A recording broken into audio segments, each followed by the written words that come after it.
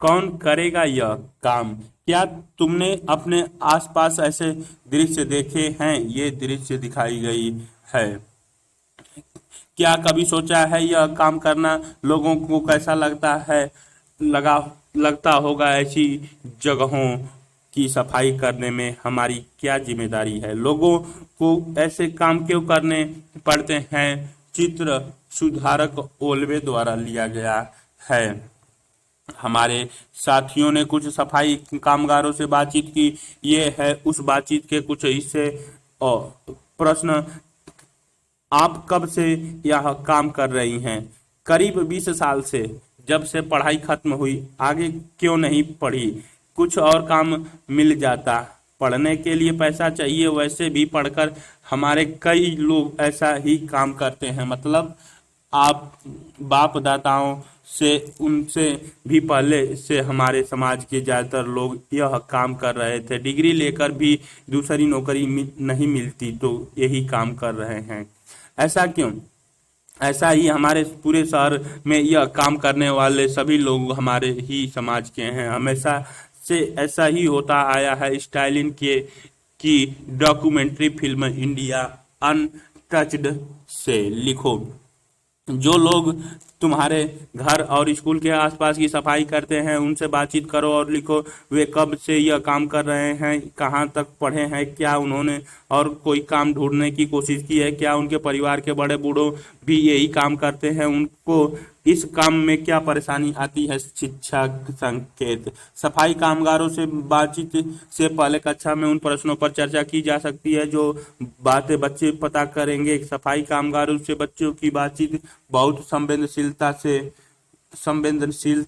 से हो। इस चित्र में किस तरह के काम किए जा रहे हैं? 5 कामों के नाम लिखें। ये अलग अलग चित्र स्कूल वाले हैं, कुछ भैंस गाय वाले हैं, कुछ सफाई कर्मचारी हैं, कुछ चालक को दिखाई गई है। इस चित्र में दिखाए गए कामों में से कोई 5 काम तुम्हें करने हो तो तुम कौन से काम चुनोगे? क्यों? इनमें से कौन से 5 काम तुम नहीं चुनोगे? क्यों? चर्चा करो। तुम्हारी समझ में किस तरह के काम करना होगा पसंद नहीं करते? क्यों? फिर इन तरह के काम कौन करता है? ये लोग ऐसे क्या काम क्यों करते हैं जिन्हें कोई भी करना पसंद नहीं करता है? कल्पना करो, अगर कोई भी यह काम न करे तो क्या होगा? यदि एक हफ्ते तक कोई भी तुम्हारे स्कूल या घर के आसपास फैला कूड़ा कचरा साफ न करे तो क्या होगा? कचरा साफ करने के लिए अलग तरीके जैसे मशीन या और कई तरीके सोचो जिससे लोगों को नापसंद कम न करना पड़े। अपने सोचो तरीकों को चित्र बनाकर दिखाओ। ये चित्र भी बच्चे ने बनाए हैं। ऐ- क्या ऐसे हालत बदलने की कोशिश किसी ने की है? हाँ, कोशिश तो कई लोगों ने की, आज भी करते हैं, पर बदलाव लाना आसान नहीं है। ऐसे लोगों में से एक थे महात्मा गांधी। गांधी जी ने बहुत करीब के साथी थे महादेव भाई देसाई, जिनका बेटा नारायण नारायण का बचपन गांधी आश्रम में गुजरा था। वह यह किस्सा उन्हीं की किताब से लिया गया है। शिक्षक संकेत। अपने इलाके के लोगों में से उनकी चर्चा हो सकती है जिन्होंने यह बदलाव लाने की कोशिश की है। छुआछूत के भेदभाव पर खबरों का इस्तेमाल करके बच्चों को इन बातों के प्रति संवेदनशील न होने के लिए प्रेरित करें। पुरानी यादें। नारायण यानी बवला जब 11 साल के थे तब गुजरात के साबरमती आश्रम में उन्होंने अलग अलग काम करने पड़ते थे। उनमें से एक था आने वाले मेहमानों को टॉयलेट की सफाई का काम सिखाना। तब वे टॉयलेट में नीचे टोकरियां रखी होती थीं जिनमें संडास की गंदगी गिरती थी। फिर उस जगह को साफ भी करना पड़ता था। इन टोकरियों को हाथों से उठाकर ले जाना होता था। आमतौर पर इस काम को एक ही समाज के लोगों को ही करना पड़ता था, पर गांधी आश्रम में खाद बनाने वाले गड्ढे तक टोकरियां ले जाने का यह काम सभी को करना पड़ता था, फिर वह कोई भी क्यों न हो। नारायण को याद है कि कई लोग इस काम को टालने की कोशिश करते थे। कुछ तो इस काम से डरकर आश्रम छोड़कर भाग जाते थे। एक बार गांधी जी महाराष्ट्र के वर्धा शहर के पास एक गांव में रहने गए। वहां गांव था तो वर्धा शहर के पास, लेकिन फिर भी शहर की सुविधाओं से परे था। गांव में गांधी जी महादेव भाई और उनके साथी संडास की सफाई का काम करने लगे। कई महीने बीत गए। एक दिन सुबह के समय गांव के बाहर की गई संडास की तरफ से एक आदमी लोटा लेकर आ रहा था। जब उसने महादेव भाई को देखा तो बोला, उस तरफ ज्यादा गंदगी है, वहां सफाई करो।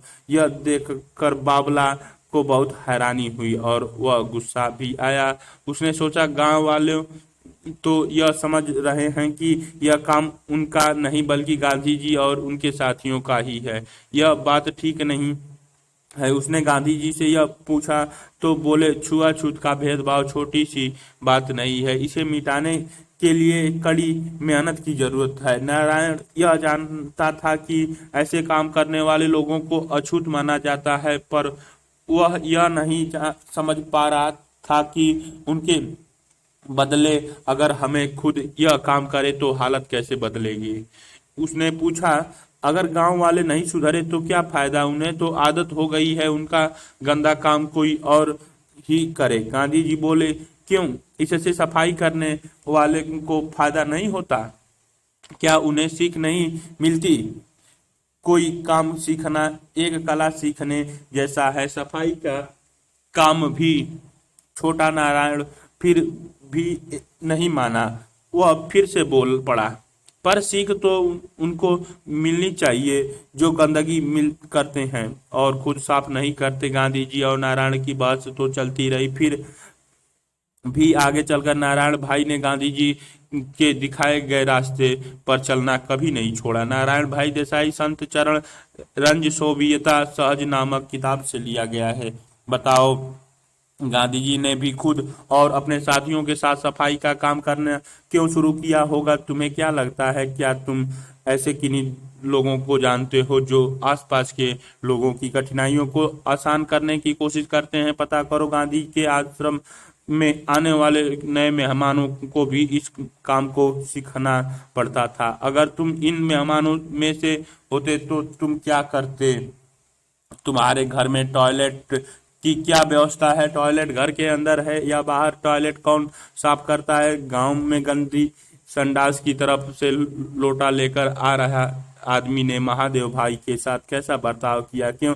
जो लोग टॉयलेट और नालियों वगैरह की सफाई का काम करते हैं उनको आम लोगों की किस तरह का बर्ताव होता है, लिखकर समझाओ। नारायण और बाबा साहब के बचपन की बात तो अब कई साल पुरानी है। क्या आज हालत बदल गए हैं? ऐसा भी एक बचपन। यह बात लगभग 100 साल पुरानी है। 7 साल का भीम महाराष्ट्र के गोरे गांव में अपने पिता के साथ छुट्टियां मनाने गया था। उसने देखा कि कई नाई किसी बड़े किसान की भैंस की खाल पर उगे लंबे लंबे बाल साफ कर रहा था।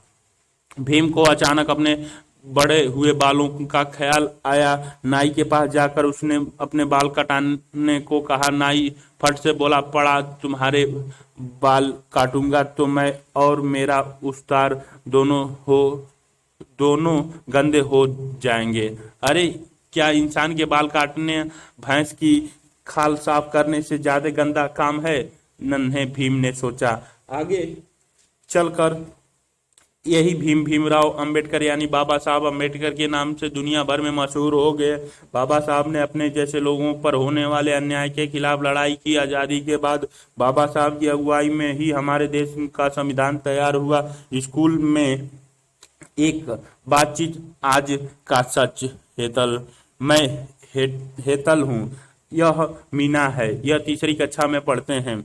स्कूल में पढ़ाई के अलावा तुम क्या क्या करते हो? हमें ग्राउंड साफ करते हैं। सब बच्चे नहीं करते।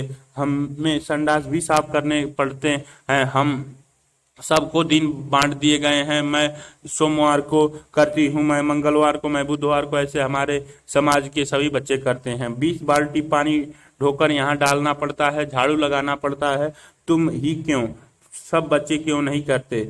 हमको ही करना पड़ता है, नहीं किया तो मार पड़ती है। स्टालिन की डॉक्यूमेंट्री फिल्म इंडिया अनटच्ड बताओ तुम्हारे स्कूल की सफाई कौन करता है, क्या क्या साफ करना पड़ता है, क्या तुम्हारे जैसे बच्चे इसमें मदद करते हैं, अगर हाँ तो किस तरह की, अगर मदद नहीं मिल करते तो क्यों नहीं, क्या सभी बच्चे सभी तरह के काम करते हैं, काम करने के लिए क्या क्लास की पढ़ाई छूट जाती है, क्या लड़के और लड़कियां एक ही तरह के काम करते हैं, घर में तुम किस तरह के काम करते हो, क्या लड़के लड़कियों और मर्द औरतें के लिए किए जाने वाले कामों में समानता है, क्या तुम इसमें कुछ बदलाव लाना चाहोगे, किस तरह का चर्चा करो, क्या समाज में लोगों द्वारा किए जाने वाले सभी कामों को एक ही तरह से देखा जाता है, अगर नहीं तो क्यों, क्या बदलाव होना जरूरी है। गांधी जी के पसंदीदा भजन में से एक है, भजन का छोटा हिस्सा नीचे दिया है। यह भजन गुजराती भाषा में है। अपने आसपास के लोगों की मदद लेकर इस भजन का मतलब पता करें और उसके बारे में सोचें। वैष्णो जन तो तेणे कहिए न पीड़ा पराई जाने रे, पर दुखे अपमान सहे जे मन अभिमान न आड़े रे।